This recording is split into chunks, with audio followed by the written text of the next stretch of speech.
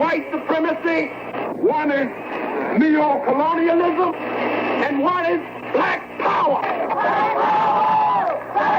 There are three terms that black people in this country should learn at birth. One is white supremacy. The second is neocolonialism. And the third is black power. I fully agree. This is What Happened to the Black Revolution.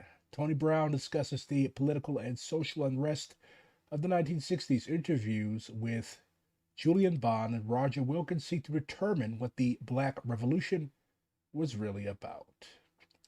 This is an upload from Afro Marxist, who I highly recommend that you subscribe to. But I think revolution aptly describes what we were about. It doesn't describe what we did, but it describes what we tried to do. The evolutionary and persistent struggle of blacks for full equality began with the importation of Africans to America and has symbolically lived on in the Frederick Douglasses, Harriet Tubmans, and Kunta. God, I'd kill for this guy's hairline. Blackness is justified. Whiteness is racist and genocidal. Indeed. Anyways, I would kill for this guy's hair. I mean, look at the sideburns. Like, this exudes 70s. Like, people understand, like, the whole black is beautiful thing. Like, that wasn't just, like, wild-eyed, unwashed revolutionaries, although I'm pretty sure the Black Panthers took regular baths. Like, you had respectable people, like news anchors and sports players and everybody rocking the afro. Of course, in the 70s, I would be kind of unpopular because I couldn't rock the afro. Kennedy's of American history. But it took a new turn in the 60s. Maybe I'd get an afro wig. For the first time, black power was placed in the context of overt confrontation, or as many would come to call it, the Black Revolution. Larry Coleman, a former college student of mine, would later write as a lawyer, quote, "The revolution has come as suddenly as a late spring tornado in the Midwest. Coming without warning, it left without notice, leaving in its wake a disparate aggregation in quest of direction." End of quote. Somewhere along the line, the civil rights movement had lost its direction, and after Martin Luther King, its leadership. Substituting rhetoric for substance, the charlatans, the pimps, and the agent provocateurs filled the void. After the revolution peaked, Larry wrote, "Yesterday's flaming oratory became today's cliches."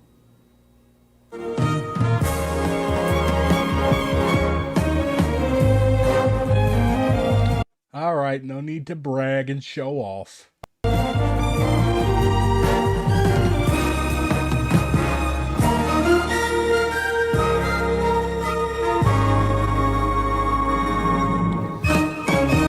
Also, I learned why you guys called us Buffalo Soldiers. Like, during the 1870s, 1880s, 1890s, a lot of black people who were formerly enslaved unfortunately allowed themselves to be used as mercenaries for the cause of white capitalism.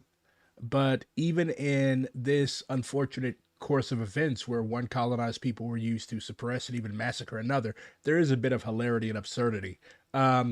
Indigenous people called us Buffalo Soldiers because apparently our hair and our skin color reminded them of angry buffalo. At the end of the program, you should know various interpretations of the word revolution. There's only one proper interpretation of the word revolution. Revolution is the armed overthrow of one class by another. In colonized countries, it is the overthrow of the colonizer class, the settler class, by the indigenous population, by the natives, by those who are exploited. Why the civil rights movement of the 60s lost its momentum. How black leaders feel about resorting to politics instead of violence. Did you guys not do your research? Did you guys not read your Mao? Violence is politics. Mao said that politics is warfare without bloodshed, and warfare is politics with bloodshed. Do you feel that your success is related to the alleged riots of the 60s? Ooh. Why the civil rights movement lost its momentum. How black leaders feel about violence. And you should know whether black leaders think their success was due to the riots in the 60s. We started out in the 50s looking for civil rights, and suddenly someone threw a rock, then a Molotov cocktail, and we were told we were in a revolution. Then we started... People were throwing rocks and Molotov cocktails long before the 50s. We had Nat Turner, who literally beheaded slave owners. Talking like we were. Like, I really hate this narrative, okay?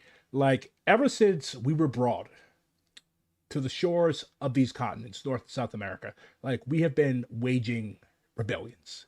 Okay, Haiti is literally the result of a black revolution. You can go to Brazil, you can go to Venezuela, you can go to Colombia, you can go to Peru, and you can literally find entire towns, entire communities that were developed. In Brazil, I believe they're called palmares or palenques in the Hispanohablante world. But like everywhere you go on this continent, you can find communities that were established by indigenous people and Africans together who established like rebellious communities. Like in Jamaica, the Maroons, maroon literally comes from the Spanish word cimarron, and the Maroons literally forced the Brits to make treaties with them, allow them to remain alone in what we call cockpit country, or like basically it's like a series of holes and gullies and valleys and stuff that you really can't you can't access this area with a conventional old school army of the 18th century. So it was prime guerrilla country, and that's pretty much what the Maroons were militarily, guerrillas. And yeah, they literally fought the Brits to a standstill, and they ended up making the Brits leave them alone. Same thing in Haiti and all the islands, and on the South American mainland. There were even Maroons in what would become the United States in the Great Dismal Swamp. So when you enslave people, they are in the habit of forming close, even blood ties with the indigenous people. Like we gave Andrew Jackson, aka Sharp Knife. That was what the indigenous communities that he got into it with termed him. Like in Florida, we literally drove army after army after army of American settlers out. And slaves in Georgia and South Carolina that knew that if they got to Florida, they had a pretty substantial chance of reaching freedom. There was an entire community of slaves in Spanish Florida, well, former enslaved Africans. Got to work on my terminology. But there's an entire community called Fort Mose that threw down with the Americans. Argentina used to have a large black population until the white colonizers genocided them and deported them to Brazil. Many such cases, unfortunately. Dick Gregory is actually from my city. But little else. Like a new dance craze, literally all blacks were into the rhetoric of the 60s, but some more intensely than others. It started with Negro becoming black, then civil rights became struggle, racism became oppression, and finally the quote movement petered out as a class struggle. In fact, emotion was acted out in an intellectual vacuum. The rhetoric of land changing hands, redistribution of wealth, and collective responsibility soon gave way to do your own thing and what's in it for me. Media's role was significant. It created and perpetuated the so-called black revolution. It even convinced blacks that they were conducting a revolution. Example, black people really never bought Eldridge Cleaver as a leader, someone who tried to convince himself and others that rape would make the world a better place. Yeah, okay. Every time Eldridge Cleaver is mentioned, I just fucking cringe. Like, that is the most, he should never have been admitted into the ranks of the Black Panther Party. And I actually got into it with the dude on Twitter about this, but like, bruh, like Soul on Ice, that was one of the most famous books of the 60s. And in it, he basically says that he used black and Latino women as target practice before he could move up to sexual molestation of white women. And this person was allowed to run around and call himself a revolutionary. That's disgusting. That displays a marked lack of political advancement on the part of the young cadres of the Black Panther Party. Like, honestly, that is definitely one of the biggest black marks on the Black Panther Party's history. Eldridge Cleaver should have been nowhere near power. Him becoming a Mormon is hilarious to me. Like, that's the thing. Like, this guy was supposed to be such a hard-ass revolutionary. He was supposed to help lead us to the promised land.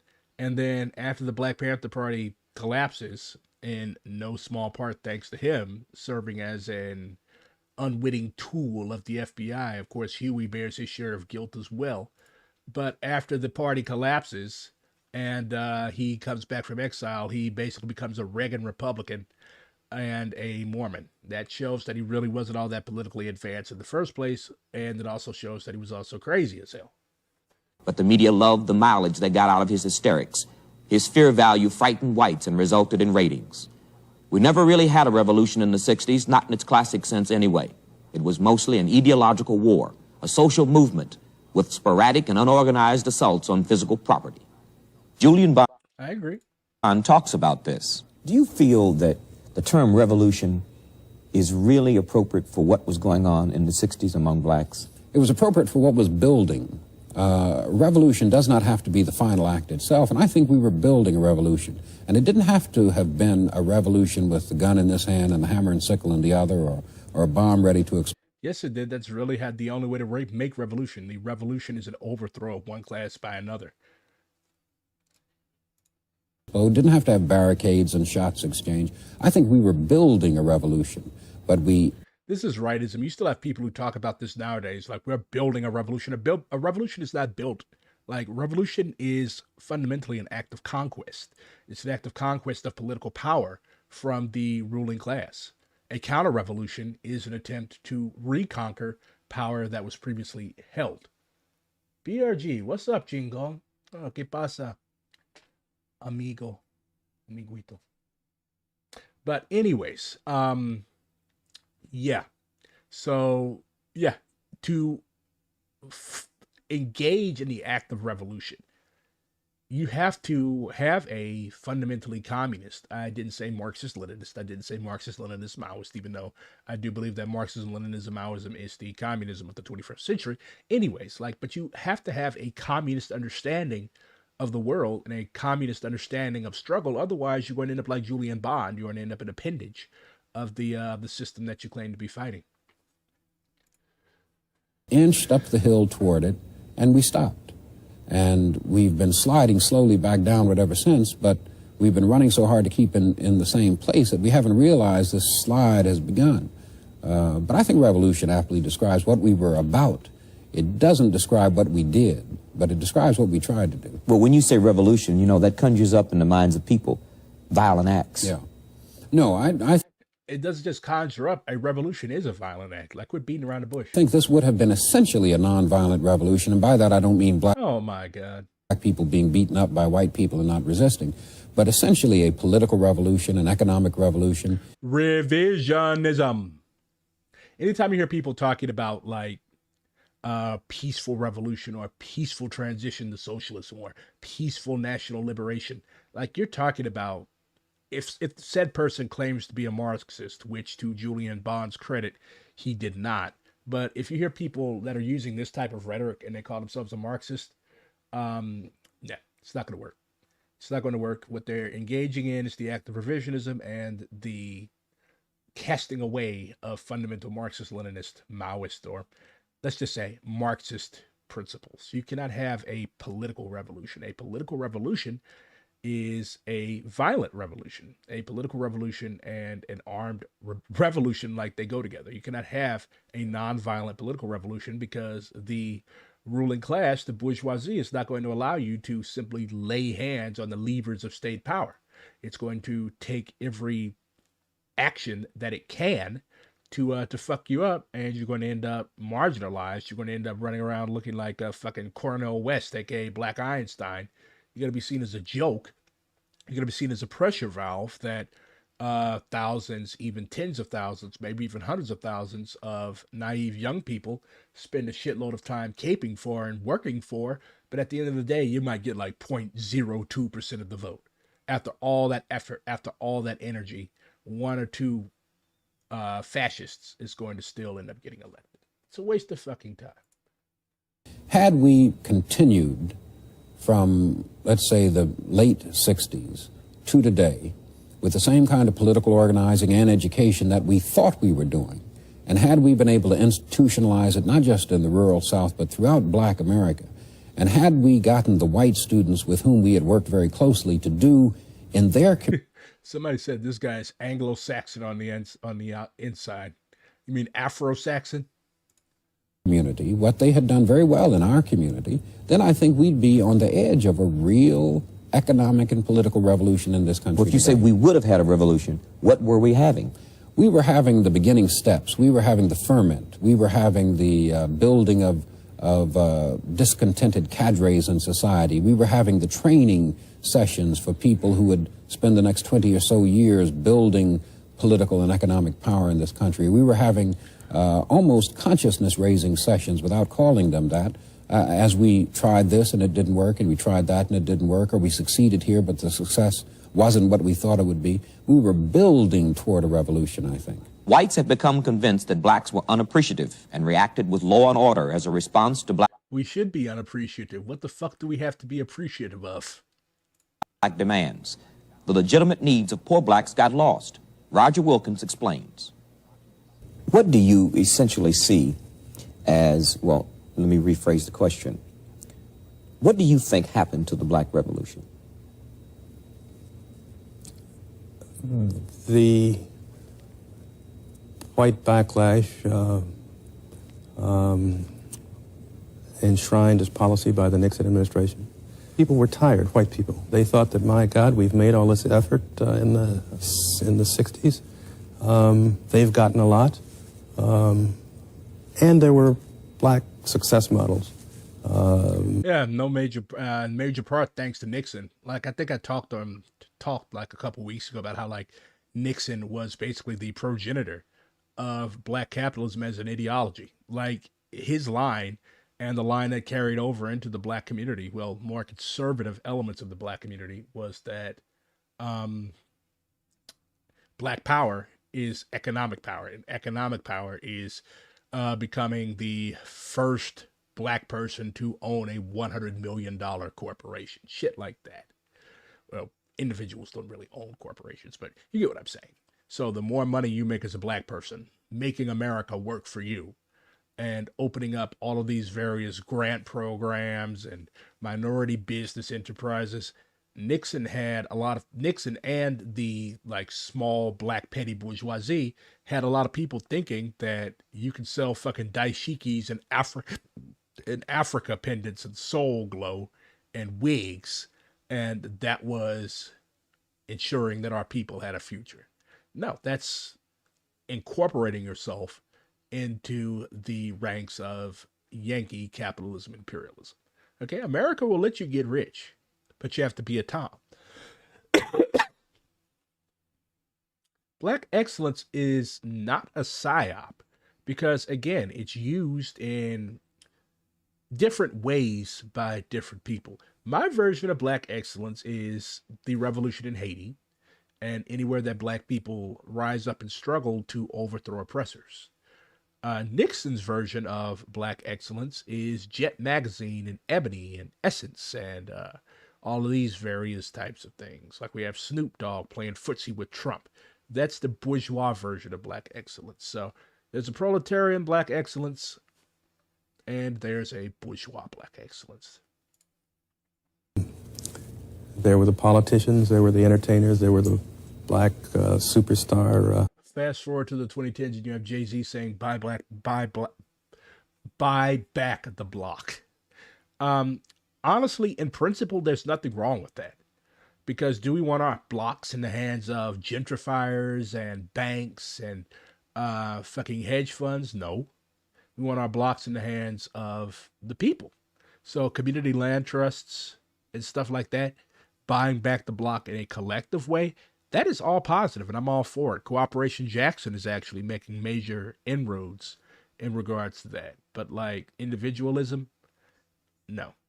We're not trying to build more black landlords because the category, the idea of a landlord is the idea of an exploiter. And we don't need black exploiters. We need black liberatory figures, and we need black communists.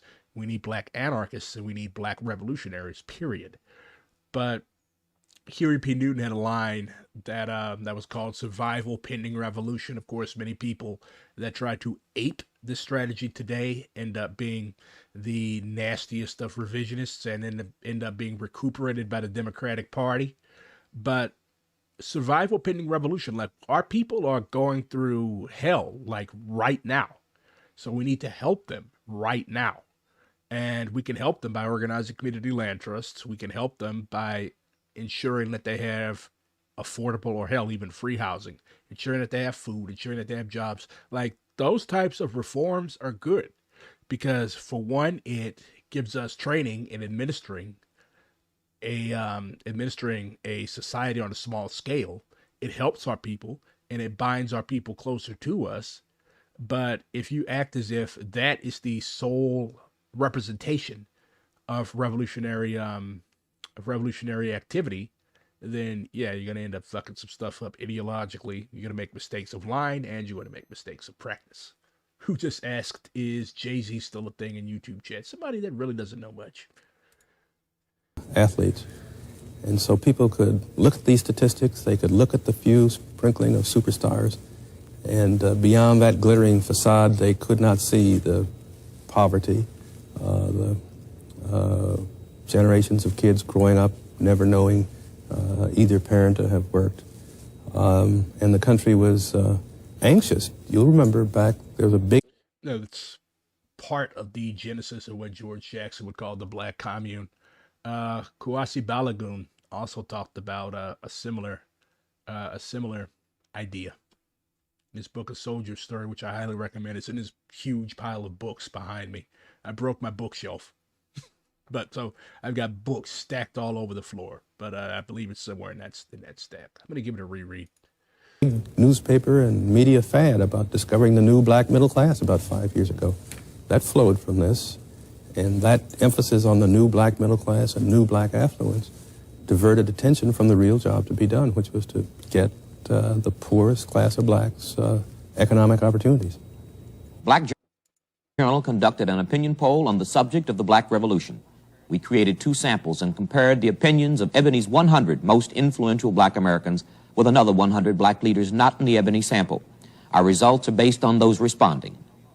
When asked, do you feel that black America was actually involved in a revolution during the 60s, 68%. It shows that a lot of these people don't know what a revolution is. Of the Ebony sample said yes.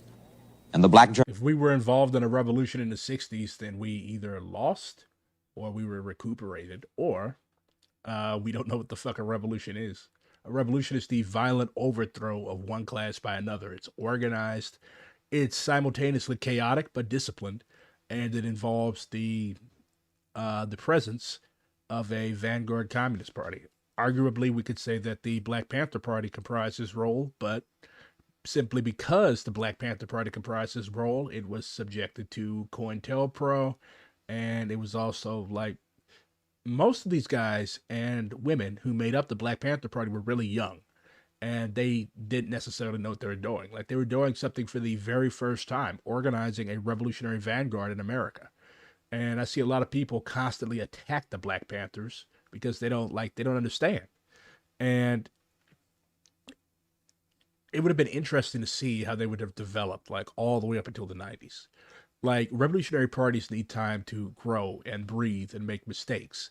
Except in the United States, it's radically different than Vietnam or China or Russia. This is one of the world's greatest and oldest surveillance states. Like, the level of repression that we face in this country every time we try to do something even remotely revolutionary, like they're trying to ban bail funds in Georgia in response to the Stop Cop City movement. Like, that's the shit that we're facing.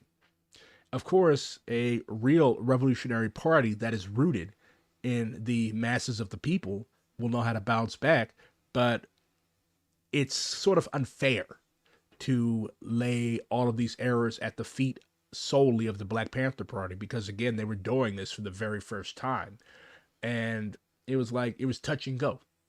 But the fact that they accomplished as much as they did in the short period of time that they were effective as revolutionaries is it's amazing. It's a testament to the ingenuity and creative power of black people when we get our shit together. Journal sample also perceived the 60s in a revolutionary context by an 82 to 18% majority. What came to be known as the Black Revolution grew out of the civil rights movement of the 50s and 60s. What you and I need to do is learn to forget our differences. You don't catch hell because you're a Methodist or a Baptist. You don't catch hell because you're a Democrat or a Republican. You don't catch hell because you're a Mason or an Elk. And you sure don't catch hell because you're an American, because if you was an American, you wouldn't catch no hell. You catch hell because you're a black man. You catch hell, all of us catch hell for the same reason. I have a dream My 4 little children will one day live in a nation where they will not be judged by the color of their skin, but by the content of their character. I have a dream today. We will be able to speed up that day when all of God's children, black men and white men, Jews and Gentiles, Protestants and Catholics, will be able to join hands and sing in the words of the old Negro spiritual, free at last, free at last. Thank God Almighty, we are free at last. His documentary is called What Happened to the Black Revolution. It was uploaded by Afro-Marxist. Ask not what your country... I don't want to hear that cracker. Netanyahu finds himself in a politically untenable position. I wonder why. The Israeli cabinet have come to a head again. War Council member Benny Gantz has hit out at Security Minister Itamar Ben-Gvir over a media interview in which he criticized U.S. President Joe Biden. Ben-Gvir said America's stance on Israel's war would be, quote, completely different if Donald Trump was in power. Ben-Gvir is like a complete dumbass. Like, the United States is almost 100%, at least at the government level, the executive level, 100% behind what they are doing. And this guy, like, what more do you want? Y'all have an apparatus over here, AIPAC and Hasbara and all these fucking assholes on college campuses that are spraying college students with skunk spray. Like, you all have the apparatus. You all have the support of every major media network. You all have the support of a substantial chunk of the American population, although that chunk is like shedding as brutality and all sorts of other nasty things are carried across our phone and computer screens every fucking day. But like, what the fuck more do you want? What the fuck more do you want? You get $19 billion, if I recall correctly. Like, what the fuck more do you want? Like, what more can be done? Ungrateful. Like, you all don't know how good you have it. You all do not know how good you fucking have it. And here you are. Like, why would you do that? Like, Biden is your best fucking friend. Ever since he's been politically active, he is identified as a Zionist. Gantz called the comments irresponsible. We're going to speak to Mohammed Jamjoom in Tel Aviv. So we've heard that response from Benny Gantz. What are we hearing from Prime Minister Benjamin Netanyahu in relation to these remarks? So, Rob, this interview that Itamar Ben-Gvir, the far right-wing national security minister, gave, ruffling a lot of feathers in Israel today, especially at a time when there are increased tensions in the relationship between the U.S. and Israel. Now, Benjamin Netanyahu gave some remarks before the start of the cabinet meeting earlier today. First, he talked about the relationship between Israel and the U.S., and he said, Israel is a sovereign state. We greatly appreciate the support we've received from the Biden administration since the... You're not a sovereign state. You are a puppet of the U.S. It's only by the good grace and favor of the United States that you exist in the first place, because we needed a fucking outpost in the Middle East to keep the Arabs under control. That is your role. Don't get it fucking twisted. If we pulled all of our support, like I'm personally a supporter of, like we should not be funding Israel whatsoever. It is a rogue state. Like if we pull all of our support, y'all are going to fall apart. All of that shit behind you, that's built with Yankee dollars. Your army is funded with Yankee money. It's armed with equipment and weapons that were manufactured and sold by the United States. If the United States put sanctions on you and embargoed you, as we should, you wouldn't have shit. Outbreak of the war. This does not mean that we do not have differences of opinion, but to date, we have managed to overcome them with determined and considered decisions. Now, with regards to specifically Itamar Ben-Gvir, while the Prime Minister did not directly address Itamar Ben-Gvir, it is clear that he was responding to the remarks by Ben-Gvir in that interview in which he said, the Prime Minister said, I don't need help to know how to navigate our relations with the U.S. and the international community while standing firm on our national interests. God bless. I've been doing this for several years. Now, what's interesting about all this isn't just the fact that Netanyahu said this, but the fact that he felt he had to say it. This is really going to show how beholden Netanyahu is on continued support from Ben-Gvir for the prime minister's continued political survival. Ben-Gvir has been increasingly critical of a potential deal that Netanyahu might strike to effect a potential ceasefire in the coming days. And the prime minister has a fragile coalition. He has 64 seats in a 120-seat Knesset here in Israel. So clearly the prime minister worried about the fact that Ben-Gvir has been threatening to maybe walk away from the government and potentially collapse the government if a deal that is struck is not to his liking. So all of this really going to show how much pressure, well, increasing pressure, the prime minister is facing at a time when many say that he is undergoing a sort of politically untenable time. I wonder why. Inshallah, Israel will collapse in our lifetime. Did you know that they had a special version of the Bible for enslaved Africans? Because they didn't want us reading Exodus and all of this other stuff about liberation of slaves, so they literally made up a special Bible for us. Kitty Akers says that today, as we take a moment to pause and rest, it is fundamental to remember a significant historical artifact known as the Slave Bible.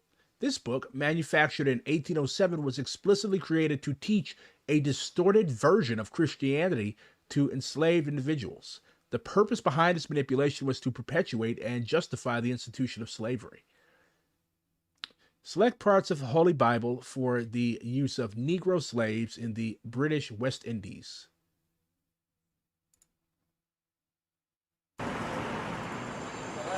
Inside Washington's Museum of the Bible, a single volume that is like no other. The so-called Slave Bible, remarkable not for what's in it, but for what's not. So about 90% of the Old Testament's been removed and about 50% of the New Testament's been removed. To put it another way, a normal King James Version has 1,189 chapters in it. The Slave Bible has only 232. Missing are chapters and verses that might have encouraged uprisings. Book of Exodus, redacted. No story of Moses. Fun fact, they have a little mini Bible for military people about to deploy. It's all the parts where killing is justified. He's getting ready to talk about Moses. I find it hilarious that even though they didn't want us to learn how to read and write, we still learn how to read and write. Like they called Harriet Tubman Moses. And when you look at those old movies and stuff, we're in the fucking field singing. Like we're singing like literal maps how to escape. We're singing jokes about the owner or the people who thought they owned us. We're singing like about our freedom. We're singing about how we're going to rise up and liberate ourselves. So it's just proof that no matter how much you suppress or try to miseducate people, they're still going to rise and they're still going to liberate themselves. Now you can either grant them liberation, which slavers are not going to do, or you can fight a bloody war. And obviously we know which side they picked. A war that they actually started. Moses demanding Pharaoh, let my people go. Gone is Galatians, and the verse, there is neither bond nor free, for ye are all one in Christ Jesus. And no Jeremiah, woe unto him that useth his neighbor's service without wages. What they've left in are verses such as Ephesians 6:5, which is the famous verse, slaves be obedient to your master. Looking at this Bible, it's hard to tell that anything's been taken out of it. That's correct. I mean, it also shows like how contradictory the Bible is. Like at one point it says that woe unto you who uses thy neighbor's labor without wages. And then on the other hand, it says, slaves be obedient to thy masters and you will receive your reward in heaven. Like a normal book. For many enslaved Africans, this would have been the first time they were exposed to the Bible. A Bible selectively edited to instill obedience, using religion to underpin the horror of slavery. When people encounter this exhibit, what lasting impression do you want them to leave with? But we want to pass the message on that may this never happen again. The Bible itself is a whole book. It's not one that you get to carve up and use this piece or that piece. The Slave Bible designed to repress rebellion, but it didn't work. Enslaved people in the Caribbean constantly fought against slavery until emancipation. I think it's very relevant to understand our history, not just American history, but our African American history, our roots and how we got to this point. A dark chapter in the history of the good book. Jeff Bennett, NBC News, Washington. Yeah. Oh, what happened at the Grammys? What the hell is this from the Grammys? Is that a word for 30,000 exterminated Palestinians, but you have words for Israelis killed? Where are your words for all of the Palestinian musicians killed, jailed, and tortured by the Israeli state? Fuck off. So you gotta pay attention to this shit. Like, I'm not winning a Grammy, so why should I watch the Grammys? Why should I watch other people get awards? Why should I watch shitty people, rapists and abusers get awards? Our safe space. When that's violated, it strikes at the very core of who we are. We felt that at the Bataclan Concert Hall in Paris. We felt that at the Manchester Arena in England. We felt that at the Route 91 Harvest Music Festival in Las Vegas. And on October 7th, we felt that again when we heard the tragic news from the Supernova Music Festival for Love that over 360 music fans lost their lives. Oh, really? Just music fans. Not Israelis, not IDF reservists, not IDF on leaves. Just innocent music fans. And another 40 were kidnapped. That day and all the tragic days that have followed have been awful for the world to bear as we mourn the loss of all innocent lives. So they're not Palestinians, they're innocent lives now. I'm Ahmed al-Safadi, a proud... You could just say Palestinian. Like, you don't have to just fold everybody. Like, quit trying to force unity between the Israeli and the Palestinian people. It's not going to happen. Too many crimes have been committed by Israel. Why the fuck would you expect? Oh yeah, you got the Israelis who are a state, who have the right to exist, and then you have these people over here. We don't know where they come from. We don't know what they want, but they're just this people over here, and they don't have any, like, we don't know what they're doing, but there's like Hamas there, and they're bad, and unfortunately Israel has unfortunately had to unfortunately kill almost 30,000 of them. Yeah, but like innocent lives. Yeah, like this mealy mouth bullshit. Call fucked up shit what it is. This is a genocide. This is a mass murder. Unprecedented in this century. You can open your Twitter feed and see. A couple days ago, the Israelis murdered 114 people, unarmed, in a matter of hours. But you know, innocent lives. And today I want to share my story. It's a story about my family and how I've lost 171% more family members in the past 4 months than an average person has in their entire lifetime. In the past few months, life has thrown some really difficult challenges our way. My family has faced things we've never expected. Imagine finding out your family was murdered on the news. That's what happened to me just 3 weeks ago. The reporter showed a pile of rubble, and underneath it were my loved ones. Imagine the sheer horror, realizing your family's fate through a television screen. A few weeks ago, I received some horrifying news about my uncles Harbi and Mohammed, and my cousin Omar. This fucking camera person needs to learn how to camera. Who were on their way to treat wounded civilians. Their car was hit by an Israeli missile, blowing all three of them into pieces. I literally mean pieces. Harbi's wife, Ra'ida, had to pick up their bodies limb by limb before the starving animals got to it.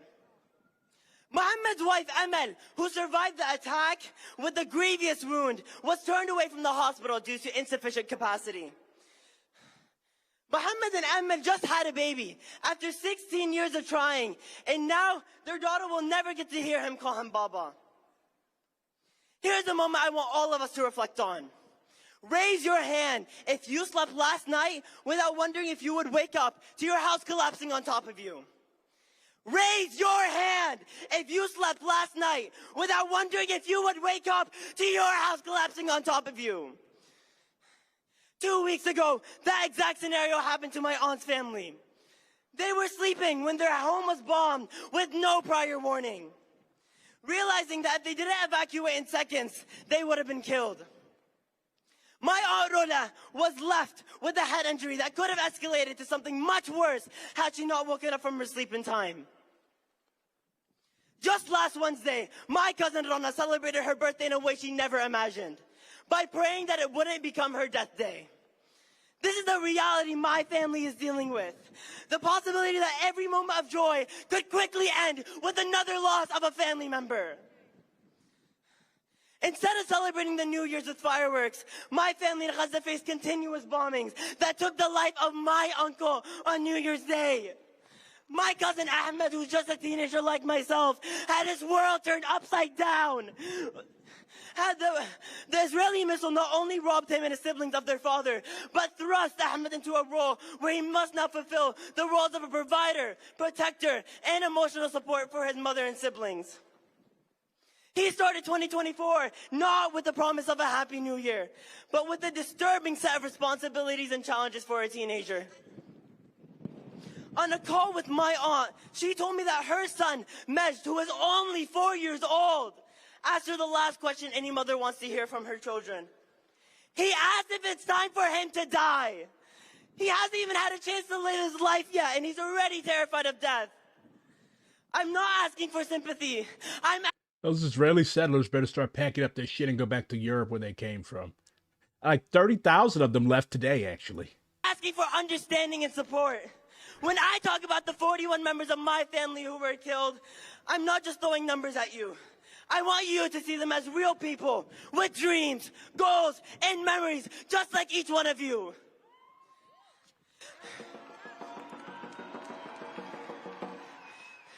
Before I finish, I have a heartfelt request.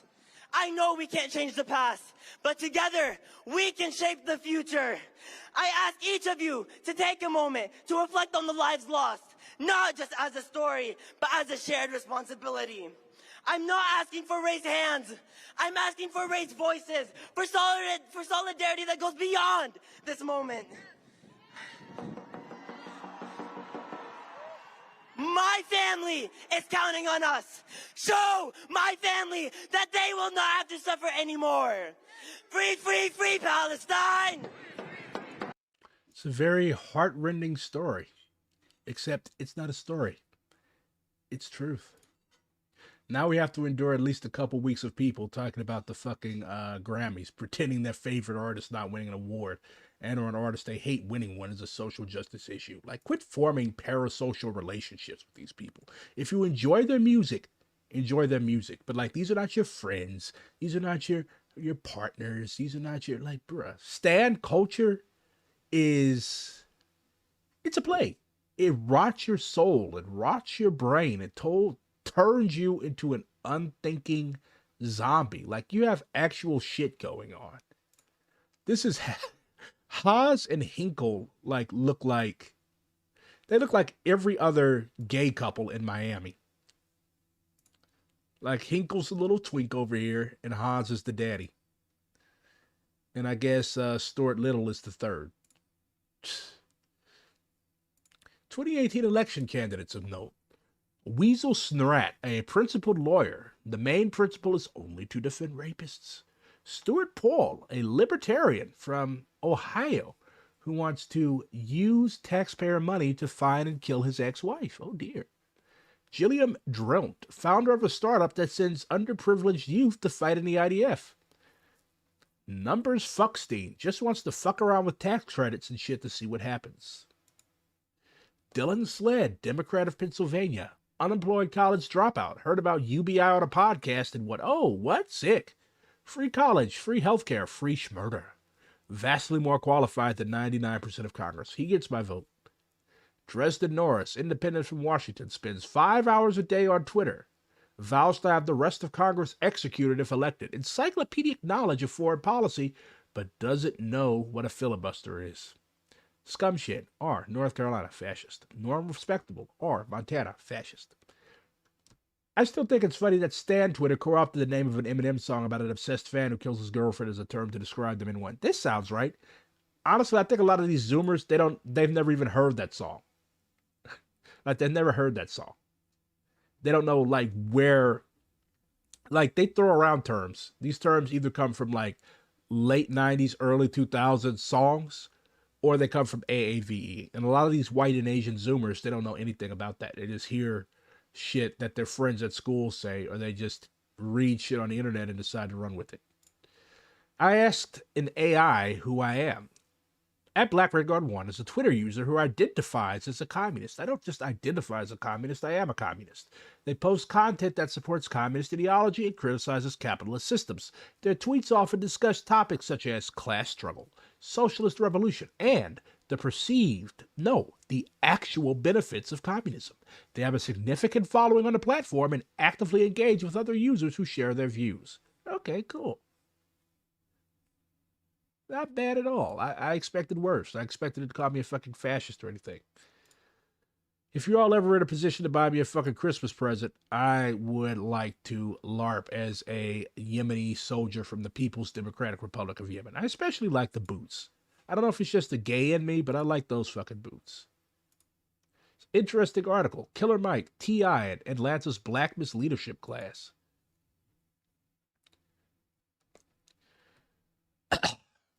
Some black celebrities are being used as pawns by politicians during the George Floyd protests, as we saw when rappers appeared alongside Mayor Keisha Lance Bottoms this week.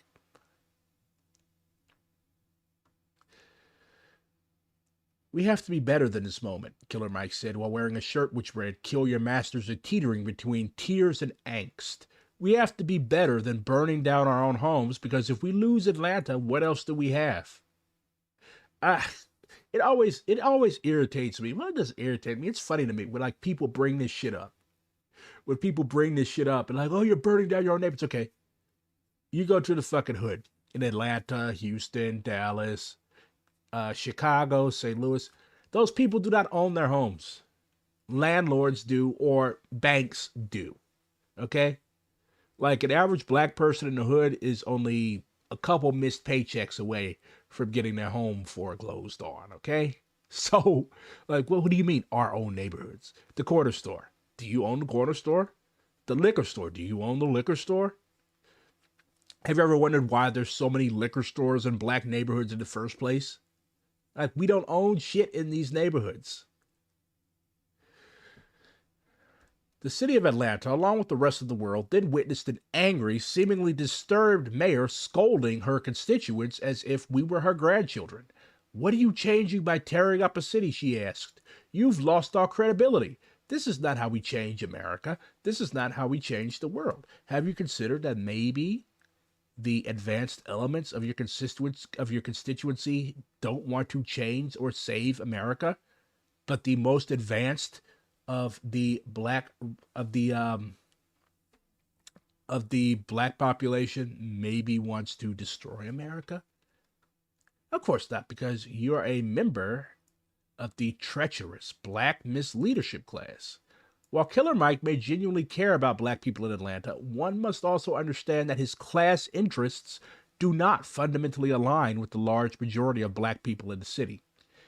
Even in his reference to protesters burning down our own homes, there is an irreconcilable tension which alludes to the either ill-informed or intentionally misleading nature of Killer Mike's words.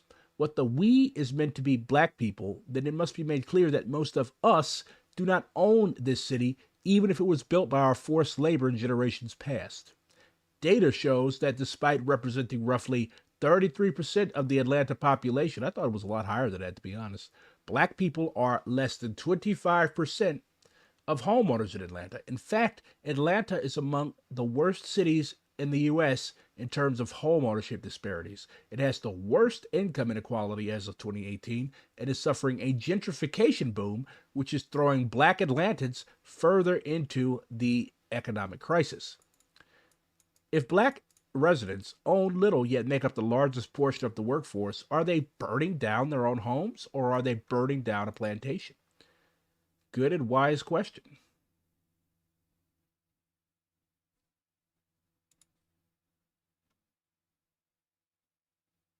Joe Biden has privately ripped Israeli leader Benjamin Netanyahu as a bad fucking guy as the Gaza war rages and negatively affects the president's reach with young voters, well-placed sources say in a new report. I don't believe this. Like, okay, these Democrats, they're simultaneously smart and dumb. They know that they have to like continue to portray themselves as the progressive party, otherwise they're going to miserably lose. I mean, they're going to miserably lose regardless of like what they do, but they still have to try. They still have to like justify their employment by the DNC and the White House. So what they do is like they're like people manufacture leaks all the time. Like this is probably a manufactured leak. Oh, Biden secretly hates Netanyahu, but he's in between a rock and a hard place. So let's go and vote, and then maybe next next term he'll do something for the Palestinians. Killer Mike's raps. Ronald Reagan's a bitch. Overthrow the government. Killer Mike in real life. I love Brian Kemp and property ownership.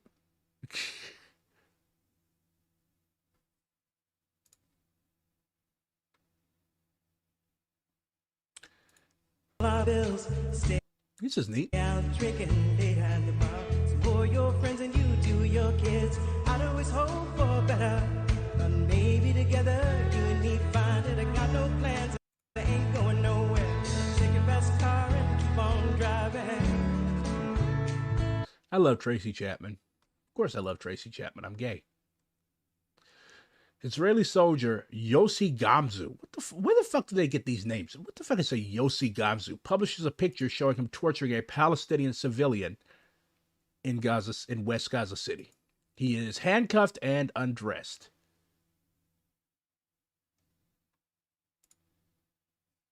Based cartoon.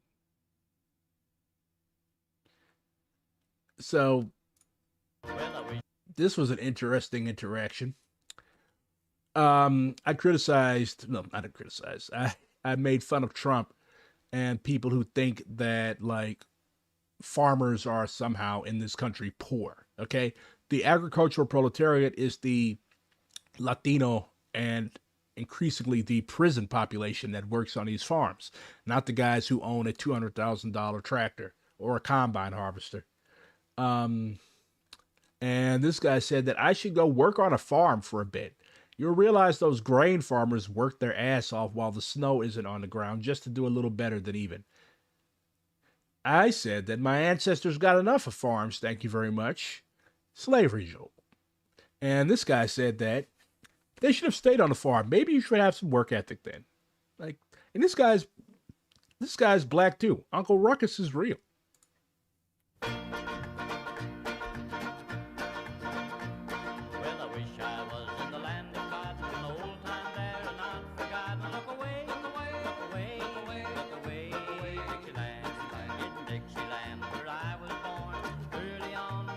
I'm sorry, it's a catchy tune.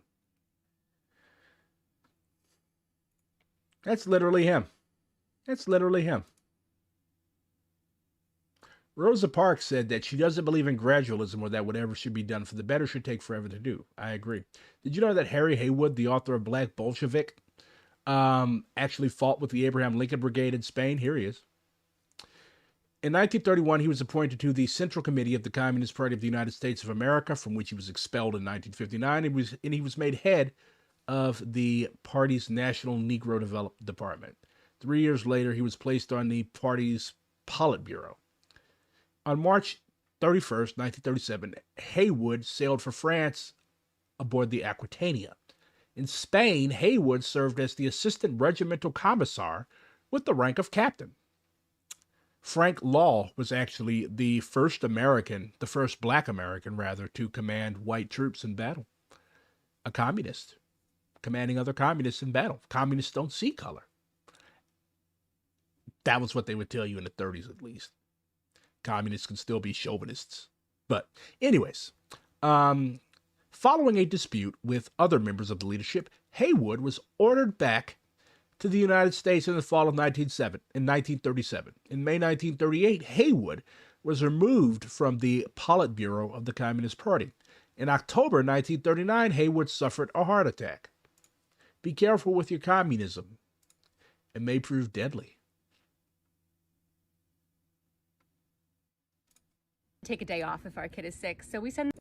We're Americans. We can't take a day off if our kid is sick, so we send them to daycare and get everyone else's kids sick. We're Americans. Our childcare costs more than our rent. We're Americans. We expect women to work like they don't mother and mother like they don't work. I cry for the next generation. Like the next generation, Generation Alpha, is going to be like so alienated and like they're going to be basically raised by computers and phones. Like, man, at least the memes will be fresh. Americans, we have policies of forced pregnancy, but no access to affordable basic health care or child care. It's horrible. We're Americans. We have the worst maternal death rate of developed countries and no postpartum care. Because if you have a baby, that's on you. We're Americans. We believe that paid family leave will hurt the economy, even though research shows that it would increase our GDP by 5%. America is like the stupidest fucking country, the stupidest, most like self-harming country in the world.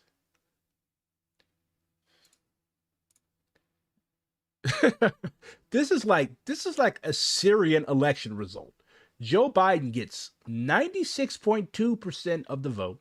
Marianne Williamson, that nut, got 2.1% of the vote. And Dean Phillips, who literally popped up out of nowhere, got 1.7% of the vote. Revolutionary Blackout, Socialist MMA, says that if you donated to Marianne Williamson, you wasted your money like a sucker. If you donate to any of these people, none of these people are going to fucking win. None of these people are going to win. RFK Jr. Well, if you donate to RFK Jr., you're a fucking dumbass because RFK Jr. is a fucking Kennedy, and that term is pretty much synonymous with money. So why the fuck would you give rich people your money? Like a notoriously rich family from a notoriously rich family, and you're going to donate your fucking, you're going to donate like 1% of your change. Yeah, be a dumbass. A fool and his money shall quickly part. That's what my grandma taught me. If you donated to Marianne Williamson or any of these other imbeciles, you wasted your money like a sucker. The PMC left would rather waste money to suck up to a Hollywood candidate like Marianne Williamson instead of donating to mutual aid and an actual movement building strategy, because most of these so-called leftists are fucking lazy. They want somebody else to fix their problems. They don't accept the agency in the agency of other people. They want somebody else to sit above them and tell them what to do. America has the most cucked population in the world. Cucks cannot make a revolution. I'm sorry. South Dakota tribe bans governor from the reservation over U.S.-Mexico border remarks. A South Dakota tribe has banned Republican Governor Kristi Noem, who, if I recall correctly, is a major contender for Trump's vice presidency, from the Pine Ridge Reservation after she spoke this week about wanting to send razor wire and security personnel to Texas to help deter immigration at the U.S.-Mexico border, and also said cartels are infiltrating the state's reservations. Okay, South Dakota is up here. Mexico is down here. How the fuck are cartels crossing several states to get to South Dakota? Due to the safety of the Oyate, effective immediately, you are hereby banished from the homelands of the Oglala Sioux tribe. Tribe President Frank Starr comes out, said in a Friday statement addressed to Noah. Oyate is a word for people or nation. He goes on to say, they don't need to be put in cages, separated from their children like during the Trump administration, or be cut up by razor wire furnished by, of all places, South Dakota. Starr comes out, also addressed Noam's remarks in the speech to lawmakers Wednesday, in which he said a gang calling itself the Ghost Dancers is murdering people on the Pine Ridge Reservation and is affiliated with border-crossing cartels that use South Dakota reservations to spread drugs throughout the Midwest. Starr comes out, said he took deep offense at her reference, saying that the ghost dance is one of the Oglala Sioux's most sacred ceremonies. It was used with blatant disrespect and is insulting to our Oyate. Good for him. This is what good moral leadership looks like. AOC should take a lesson.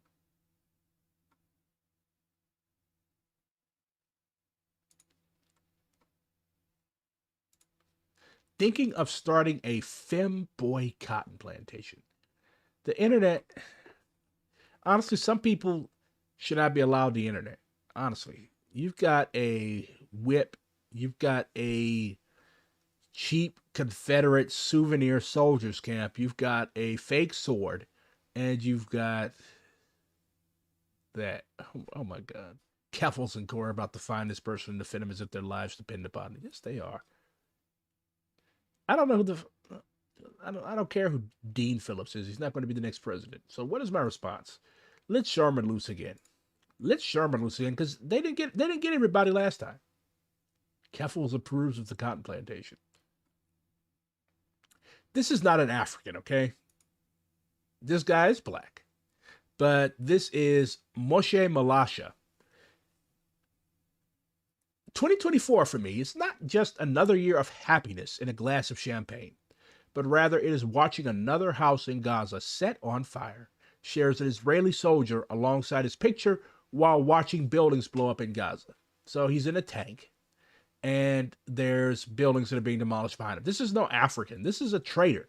This is the type of man who sold his kinsman for a red shirt, an old musket, and 12 bottles of rum. That's not a good person.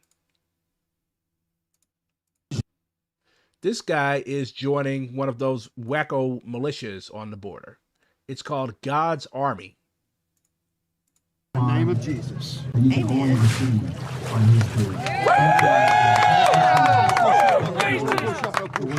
I know it smells crazy in there. Hallelujah!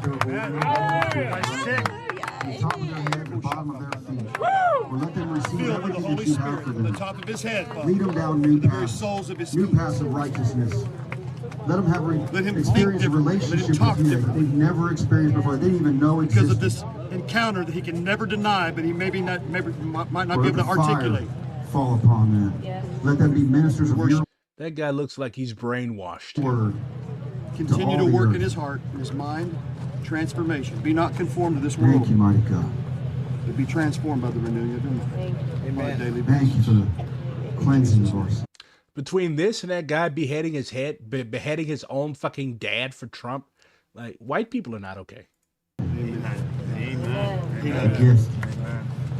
Your only begotten. I know it smells like earring backs and deviled eggs in there. Come on, let's give him a hand clap. My first thought after seeing that, this fucking project at Eden's Gate. Although Eden's Gate actually, like, I remember that cop, like, when the nukes hit and the cannon ending, like, he's like, they were right. They were fucking right. Like, Eden's Gate seems to be like a multinational movement. I mean, yeah, it's still a Christian reactionary cult that moves into this bucolic county in Montana and is literally going around kidnapping people and carving their sins onto their back and doing a bunch of other things, up to and including selling and getting the whole population addicted to these hallucinogenic drugs. But, like, I mean, I guess you could say that, like, they're somewhat in the right place in regards to their hearts. They're certainly, like, far more progressive than this, and at the end, they end up being right. Brett Chapman says, since it's Black History Month, it's important to remember that a lot of Native Americans who have Black ancestry, the same as how many Native people have some white ancestry, but Black Native people are far more excluded due to racism and anti-Blackness in indigenous communities. That is true. This does not mean that we are the original indigenous people. If you say that, I will literally do bad things to you. It's wild how a guy who lives in a place like this is his sixth home, by the way, is supposed to be the voice of the white working class.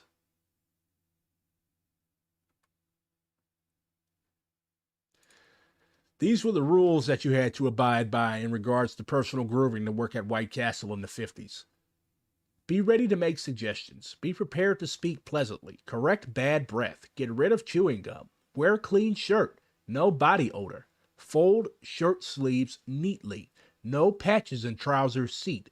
Wash hands. Clean fingernails. Wear clean trousers. Wear comfortable shoes. Wear clean shoes. Turn up trousers if too long. Clean fingernails. Wash hands. No flashy jewelry. No wristwatch. Have shirt neatly tucked in trousers. Fasten apron neatly. Button all shirt buttons. Be sure tie is not frayed or dirty. Brush teeth. Wear a clean collar. Have clean shave. Keep hair trimmed. Cap should cover hair. I mean, these are like general good hygiene skills, but all of this to work a fucking job, bruh.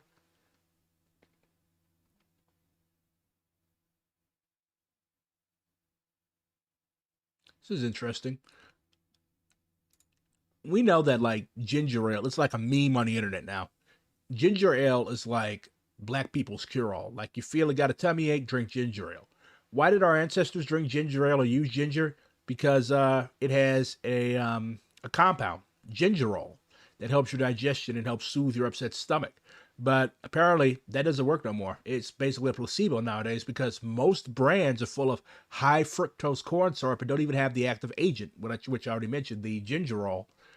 The reason that we use ginger is because it's ancestral. It's because our elders were herbalists who knew how to cut a ginger root up and make medicine of ginger ale, tea, beer, etc. So that shit doesn't work nowadays because you're drinking white people's ginger ale that's full of sugar and high fructose corn syrup.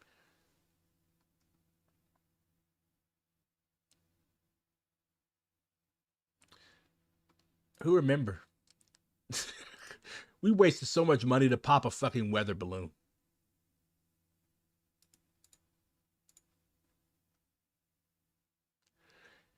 Have we forgotten about the weather balloon already?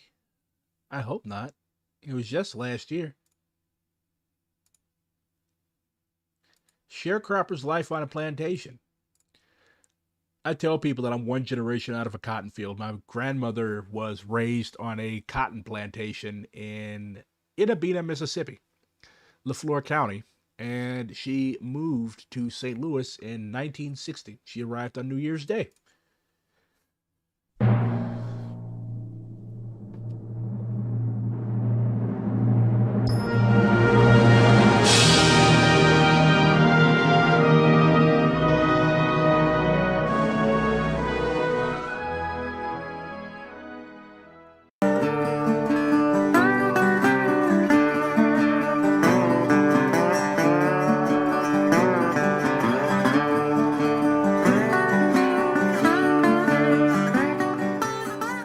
I'm Elvin Shields. I grew up in this tenant slave shack over here from 1954 to 1962. And my sister's family lived in this tenant slave shack at the same time. We were sharecroppers and tenant farmers on this plantation. It is a kafia. You used to work at a gas station graveyard for a while, and one time a scruffy guy asked me to help him out because he saw I was listening to your Better Read Than Dead episodes on my phone. Did he think that it said better dead than red? Sharecropper. Or was he a fellow listener? I'm interested in like how people organically react to my content. Or modern day contractors who move onto a plantation. And this is after 1865, after emancipation. There were contracts for sharecroppers to come in, and you were basically the... All black people's part-time job should be to find their roots and tell the history because it's being erased. That is very true. I'm basically my family's like genealogist because I'm the only one that's like taking it upon myself to like try to collect all these family stories and stuff, and talk to my grandma and talk to my elders, and like one of these days I'm gonna write the stuff down. Owner of the plantation will provide you with a cabin. He will provide you with about a half-acre land to grow food stuff, to grow livestock, chicken, pigs, and stuff like that. You agree to pick so many acres of cotton. Half the proceeds will go to you, and half the proceeds will go to the owner of the plantation. Sounds fair, right? Except in many cases, these plantation owners were crooks who took advantage of the fact that a lot of these formerly enslaved Africans and their descendants could neither read, write, nor do basic arithmetic. So if your owner says that you're in debt to them, you're in debt to them. because, like, for one, it would be for one, it would be sort of like a violation of the rules of Jim Crow for you to confront a white man on anything. As a matter of fact, that's how a lot of lynchings started.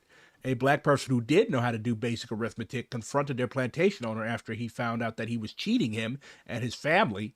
And so the white dude was liable to just pull out a fucking pistol and shoot him in the head right then and there, as opposed to settle with him correctly. And then two, like, they would do this furnishing thing, basically like, oh, your kid needs shoes to go to school. You broke one of my wagon axles, or you broke a hoe. So I'm going to charge you $10 for that, even though the hoe only costs like 50 cents. So there were a lot of ways that they took advantage of the sharecroppers that they had on their plantation. And the goal was to keep these people in debt, especially if you were a hard worker. It was basically slavery under a new name. It was basically slavery under a new name. If you were a hard worker, they would keep you in debt, or they would just finagle the books so that when settling time came, you ended up owing more and you had to stay on a plantation to work off your debt. Yep. That's part of why my grandma couldn't go to college, because first of all, she had to drop out of high school to help my great grandma pick cotton. That's what they did. That's why so many black people in the South did not receive an education. They had to leave to work in the fucking cotton fields or tobacco fields or whatever the plantation grew. So like 9th, 10th, 11th grade, very, very few black kids in the South graduated high school. They had to go work on the farm to earn their family's keep. And my grandma wanted to go to college so bad, but for one, she had to drop out of high school. And then for two, to go to college would have required my great grandmother petitioning this plantation owner for a loan. And that wasn't happening. That's how a lot of black women ended up sexually assaulted. As a matter of fact, in my family, I have an entire group of cousins who supposedly is descended from a liaison, a sexual relationship between my married great-grandmother and the married plantation owner. And to this day, like, most of the kids born into that family have red hair and green or blue eyes. So that shows how, like, our history and even our very fucking genes have been fucked up because of the atrocious economic situations we were placed in the 30s and 40s. And also because of fucking slavery. There was no electricity and no running water. It was strictly, it had hard clay floors. My grandma my grandma actually broke one of her teeth with the pump like that, because you got to push it and pull it up, push it down to get the water to come out, and the pump jumped up and kicked her in the fucking mouth. And we used kerosene lamps. We heated with wood. We cooked with wood-burning stoves.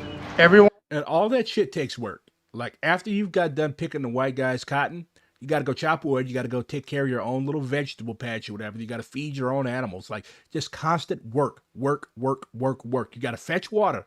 You don't have any running water. So you got to go to the well, which might be fucking 5 miles away,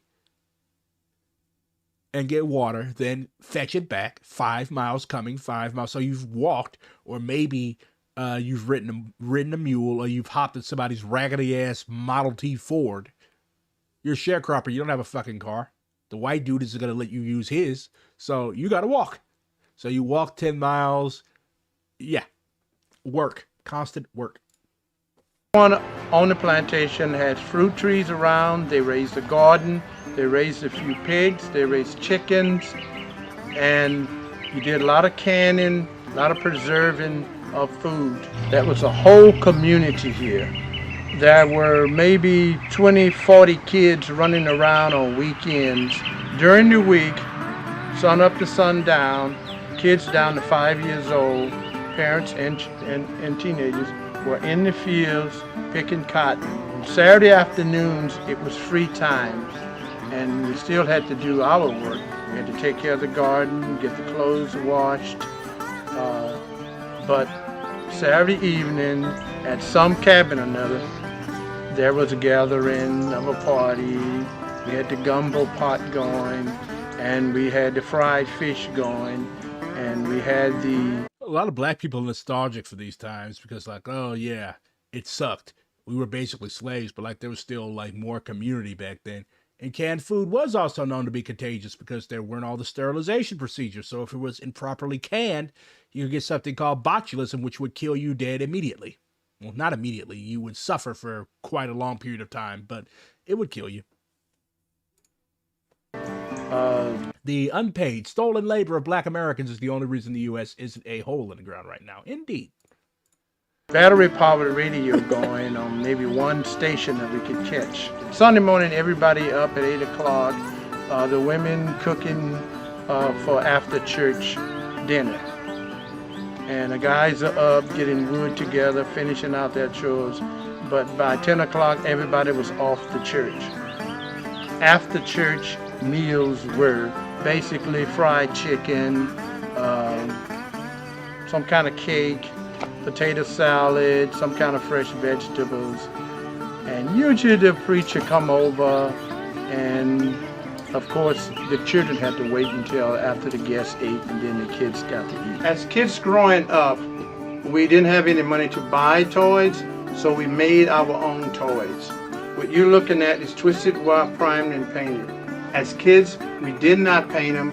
We just twisted the wire, made the toy, and played with them in the sand. But these are the ones that I started making at 5 years old. I was taught by my older brothers. It was taught by older brothers. And after I left... Why are y'all surprised that black people in the South want the church? Like, black people are a heavily religious people. Like, what did you think that we were doing in our spare time on a Sunday? Sitting around reading Marx? In 1967, when I left this area and went to the army, I came back in 2011 when I retired. I found no one were making them, so I just started. That's actually a pretty common thing. Like, to get off a plantation, you either got to be really, really good at a sport, or you go in the army. And this guy, he chose to make a career out of the army. So, yeah. I mean, it got him the fuck out of this shithole. Like, would you want to live in a place like this your entire life? I don't think so. Start remaking them as folk art. And they're called plantation toys. They're identical to the things we made as kids, except I mount them on boards. And I do shows, art shows, and everything. And then on certain days down here for activities, I teach kids how to make these. Today I will make one of the simpler subjects that I make. It's a man. And you see I have one strain of wire. Man, I want to see you play with no fucking wire. I used to do shit like that too. I came back here, so I used to do shit like that out of boredom. I was a bad kid. He's talking about the toys. Like, talk about the rebellions that y'all had. Like, I know you all marched on the white boss once or twice. In sharecropper style. Fucking grown man talking about toys. At every class in our school down there. Simply because when the teachers come to teach, the parents were being taught also. Most of the parents only went to the 3rd, 4th, or 5th grade, so they were learning along with the student. So if you were in a class being held from about 5 o'clock in the afternoon till 10 o'clock at night with your parents on the days the teacher came, you didn't have time to horse around or play and all that. So you sit down very attentive because the parents was right in the room with you. The spirit of America means to me, as a kid growing up on a plantation, going to all segregated, poorly provided, poorly furnished black schools. Why are you all talking about this dude like he was a slave? There's a difference between a slave and the sharecroppers, bro. Like, y'all talking like this dude was literal chattel or something. To leave the plantation and grow up to become an engineer, it tells me that only in America is that possible. Oh, fuck you. You grew up on a fucking plantation, barely a step above a slave. And you're talking about, bruh, some of us are just hopeless. Still, cool toys, though. You guys want to hear about how I would fix America? Maoists were able to peacefully take over America. Of course, that's not going to happen, but bear with me. So, just a few points. to begin the unfuckification process. First of all, call a Congress of Indigenous Nations to discuss treaty and land issues and rights, with an ultimate goal of sovereignty is determined by the Indigenous Nations themselves. Why? Because it's their fucking land. Secondly, I would call a Congress of Black community organizers, workers, and other stakeholders to begin the process of determining reparations for slavery and the myriad of other fucked up shit that we've gone through in this country. Third, I would nationalize all apartments, all multifamily housing stock, and distribute it according to need. If you're homeless and you're on the street, and we find you on the street, we're going to put you in an apartment. We're not going to put you in jail. We're going to put you in an apartment because that's what you need. You don't need fucking prison sentence. And we're going to also cancel all mortgages for single family occupied houses. Why? Because people should not wear an albatross of debt around their neck for 30 years to have a place to stay.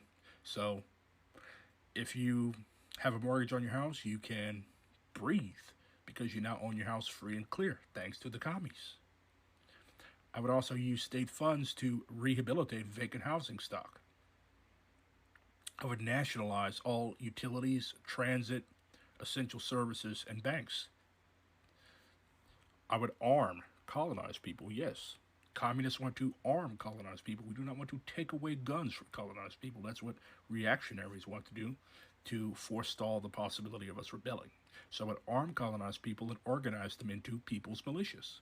I would organize people's courts at the grassroots level to try and arrest, and if need be, execute reactionaries and exploiters and other bad people. I would begin the process to grant independence to Hawaii, Puerto Rico, and all of the colonies. I would remove all sanctions and the illegal, unjust, barbaric embargo on the people's state of Cuba. I would immediately free Leonard Peltier, Mumia Abu Jamal, and all other political prisoners. I would also establish an apparatus to investigate all sentenced prisoners, state and federal, and grant parole to as many as possible. I would immediately cut off all military and economic aid to Israel and denounce it as a fascist rogue state, because that's exactly what it is. And I would begin the process to shift funding and military assistance to the Palestinian people who are... Edward Snowden is in exile in Russia. He's not in an American prison. Waging a righteous struggle for the return of their land and the ending of the fascist occupation that has made their lives a living hell and has killed almost 30,000 of them in the past few months. I would also begin the process of closing all military bases overseas.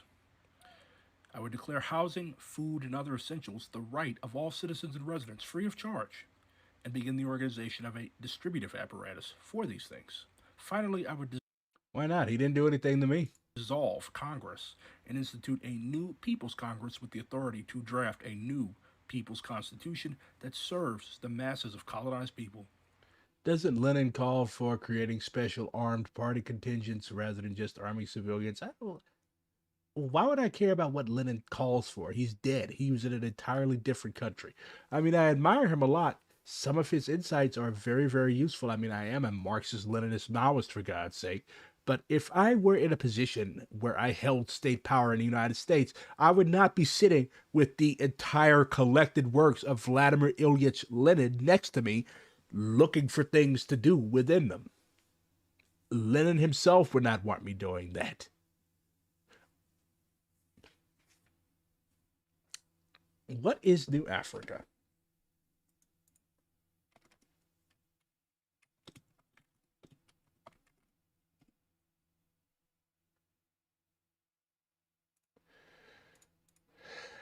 The Republic of New Africa is a black nationalist organization that was created in 1969 on the premise that an independent black republic should be created out of the southern United States of South Carolina, Georgia, Alabama, Mississippi, and Louisiana, which were considered subjugated lands. The group's manifesto demanded the United States government pay $400 billion in reparations for the injustices of slavery and segregation.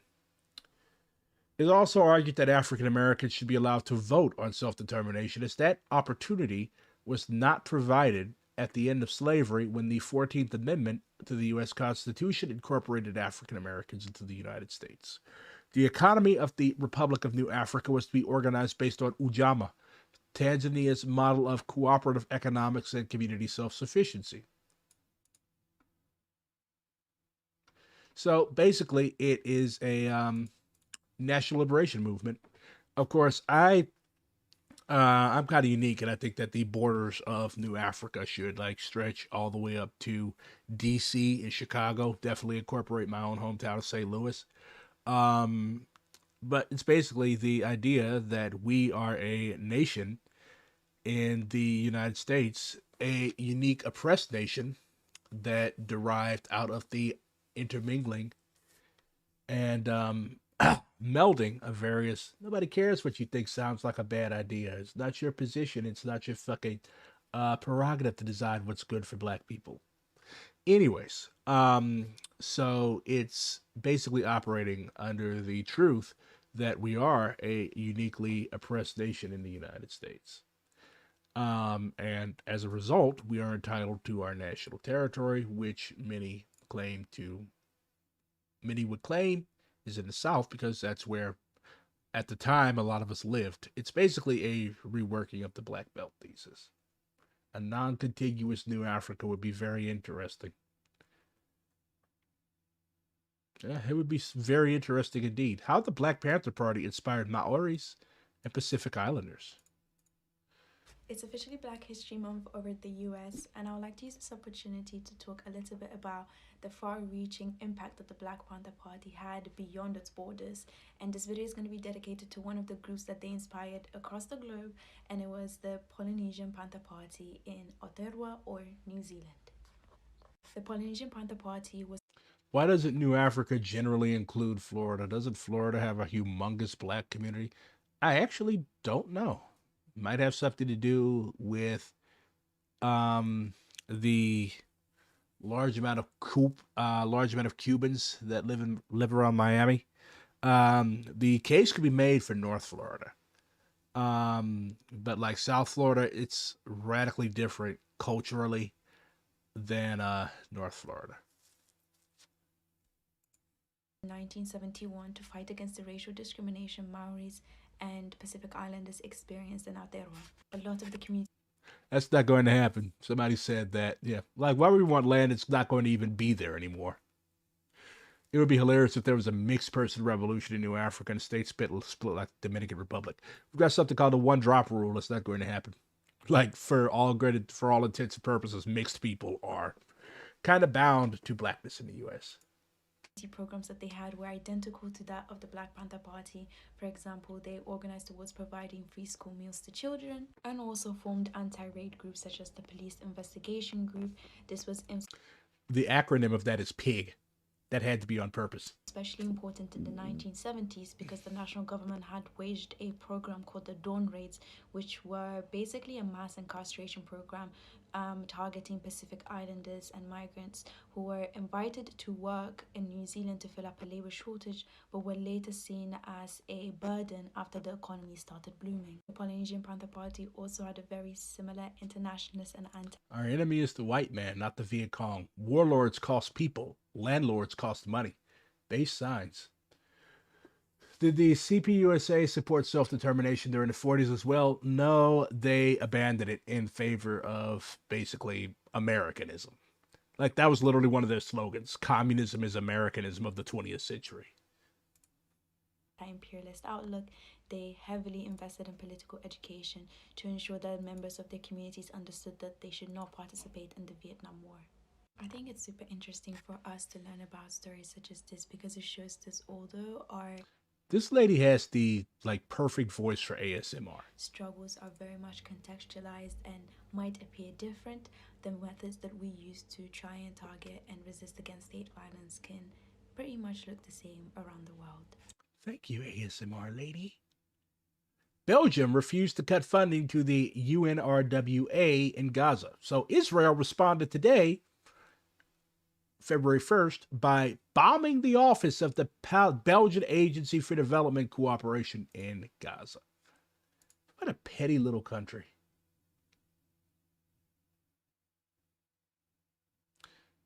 tall, dark, and striking Wolof people are believed to be the tallest people in West Africa. Most of them are 6 feet tall and above and very dark. They are the giants of West Africa. The Wolof people are an ethnic group found primarily in Senegal, the Gambia, and Mauritania, with smaller communities in Mali and Guinea-Bissau. They constitute a significant portion of Senegal's population and play a crucial role in the cultural, social, and political landscape of the region. They speak the Wolof language of the Atlantic branch of the Niger-Congo language family. Most Wolof are farmers growing peanuts as a cash crop and millet and sorghum as staples. Many, however, live and work in Dakar and Banjul as traders, goldsmiths, tailors, carpenters, teachers, and civil servants. Wolof women are renowned for their elaborate hairstyles, abundant gold ornaments, and voluminous dresses. To be the tallest ethnic group in West Africa. Most of them are 6 feet tall and also very dark. They are the giants of West Africa.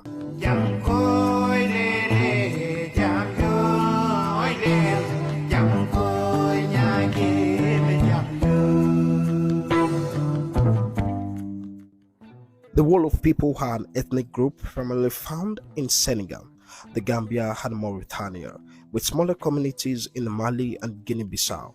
They constitute a significant portion of Senegal's population and play a crucial role in the cultural, social, and political landscape of the region.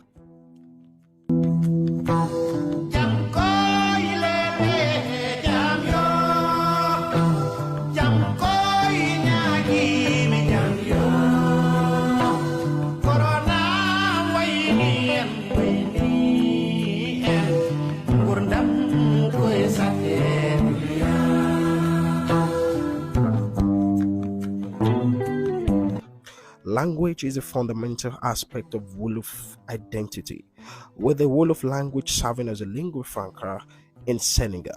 Despite this, many Wolof people also speak French, the official language of Senegal, due to the country's colonial history. The Wolof people are known for the vibrant and diverse cultural practices.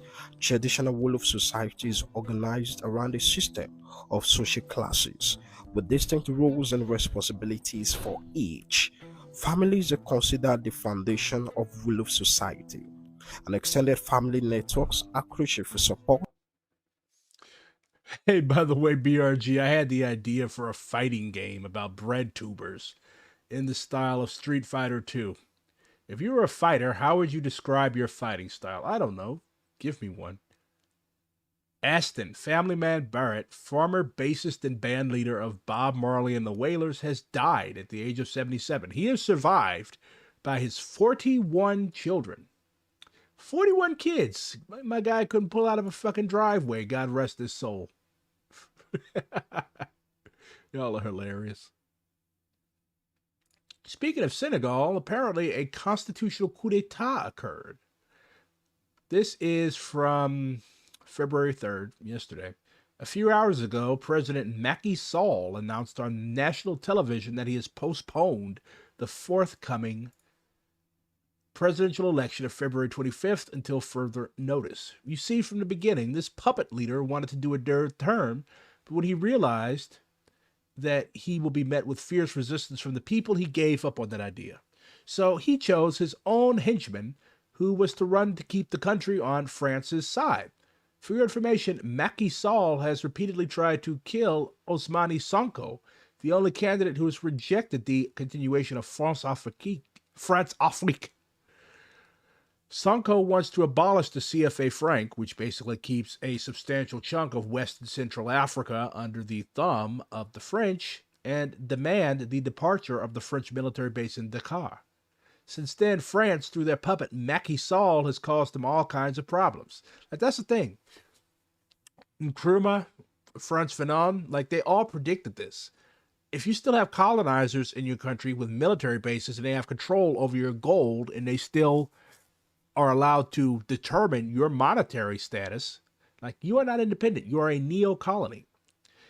So this guy has collapsed many times in prison, and the Constitutional Council has rejected his presidency and suspended his party. By this guy, I meant Sonko. he has appealed to run for the presidency. Now here we are. Macky Sall canceled the election on his own will. Why? You see, some people don't really know how nasty the France Afrique can be. The two strongholds of the France Afrique in West Africa are Côte d'Ivoire and Senegal, and France is not willing to lose one of its remaining pillars in our region. Now do you see why Ibrahim Traoré said that there are many pushes among the ECOWAS? They kill their people who oppose them to reign in power, and ECOWAS doesn't say or do anything. Macky Sall killed some of the youth who protested against him, but ECOWAS doesn't do anything. But we are the bad guys because we've decided that we will not have anything to do with France. Macky Sall knows that if Sonko goes to the election, he will win because he has the popular support.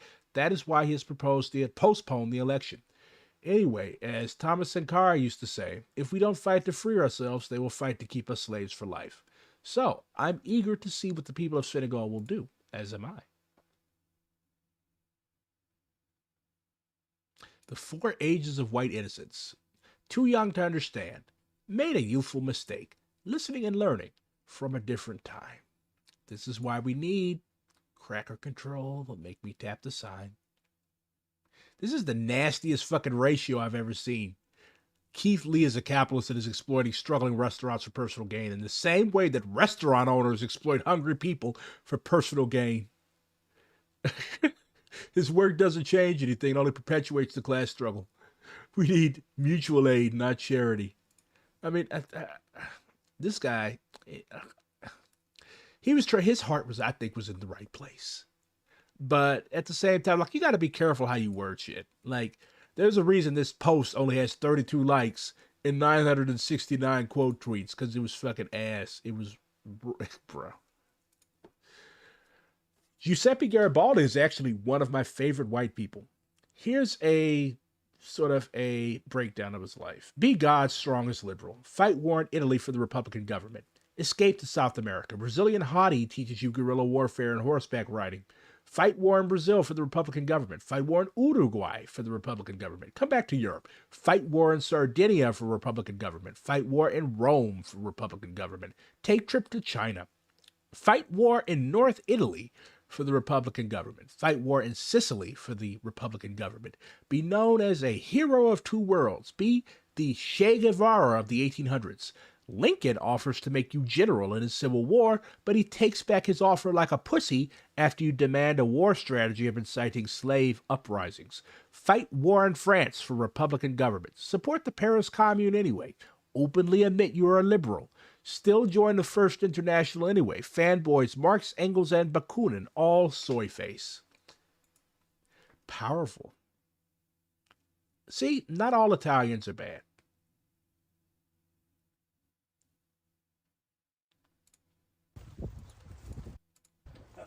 Why would you let this guy ride on your tractor? Why? Yeah, love it. Also, I did not know how huge these fucking things are. Nice.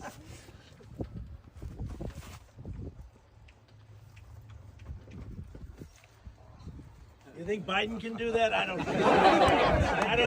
Yes, I'm pretty sure that Biden could scribble on it with a Sharpie marker onto a fucking tractor. I don't think he can.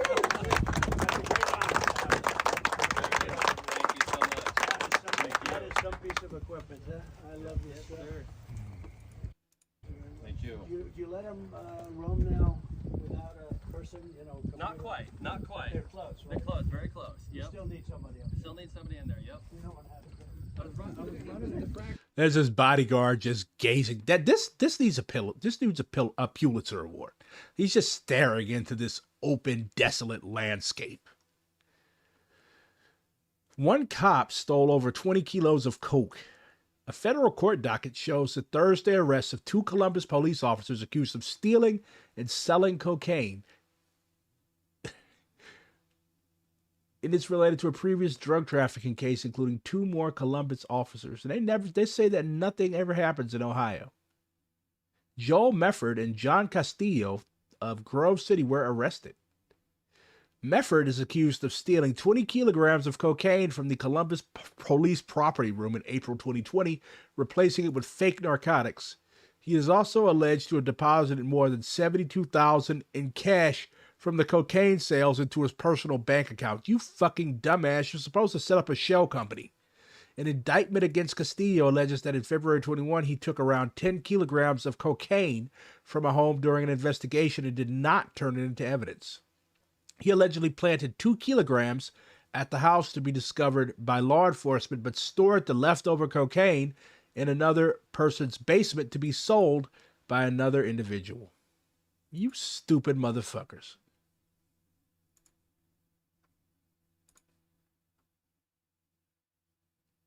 Elon Musk says that a few things you probably don't know.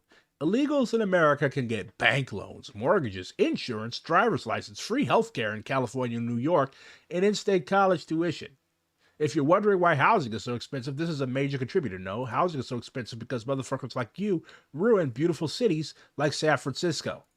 When a guy with $200 billion is telling you that your housing is too expensive because of immigrants, you should start asking some serious questions.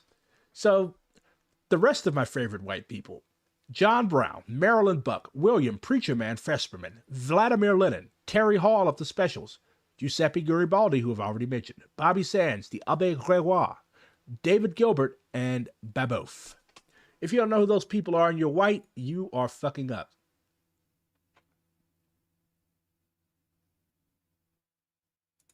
And Israeli protesters continue to block aid trucks from entering the Gaza Strip. Why? Because fuck you, that's why. Israel has blocked the free movement of people and goods in and out of the Gaza Strip for almost 2 decades.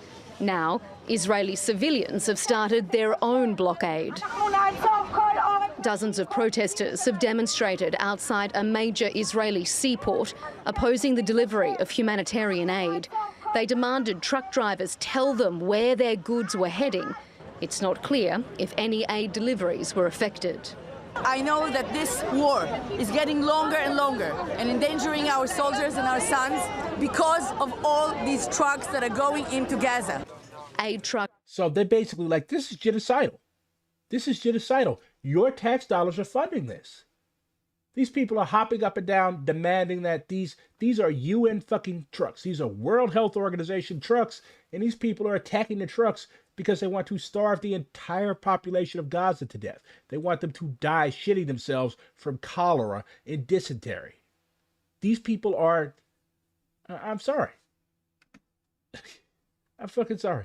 But, like, I can't say what I want to say. But, like, these are evil fucking people. These are evil fucking people. And let's close with some good news. Palestine Action Force Kuna and Nagel to cut ties with Israel's largest weapons firm. In an email to Palestine Action, transportation giants Kuna plus Nagel, K&N, have declared that they have ended all ties with Israel's largest weapons firm, Elbit Systems, and will not be working with them again in the future. The victory comes after a direct action campaign by Palestine Action, which first involved activists from Palestine Action breaking into K&N's Leicester offices, smashing windows, and spray painting the inside on May 12, 2023, with numerous similar actions taken since. K&N's move to distance themselves from Elbit Systems comes after the sole recruiters, IO Associates, the property managers of Elbit's Shinstone factory, Fisher German, and the website hosts for Elbit's Leicester factory also dropped all ties with the Israeli weapons maker. This pattern of companies rushing to end their links with Elbit Systems after a targeted campaign by Palestine Action further validates the group's expansive direct action strategy. Never forget, direct action works. Voting doesn't. I'm BRG. See you tomorrow. Don't take any wood nickels or Zionist nickels.